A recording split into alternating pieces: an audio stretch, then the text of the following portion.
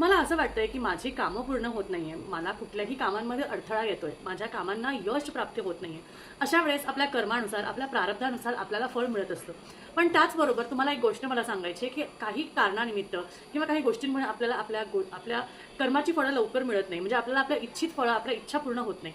त्यासाठी काही दोष असतात, ज्या दोषांमुळे आपल्याला भोगावं लागतं.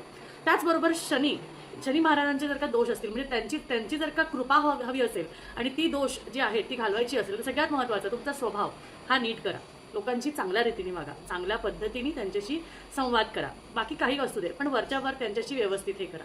त्याचबरोबर दर शनिवारी ते जेव्हा तुम्ही मंदिरात जाता, जेव्हा तुम्ही शनी महाराजांचं दर्शन घेता, तेव्हा डायरेक्ट शनी महाराजांच्या डोळ्याकडे बघू नका. कारण कसं असतं, असं म्हटलं जातं की शनी महाराज हे खूप एकदम असे स्ट्रॉंग देवता आहेत, ते खूप स्ट्रॉंग देवता आहेत. त्यामुळे डायरेक्ट त्यांच्या डोळ्यामध्ये डोळे घालून दर्शन घेतल्याने तुम्हाला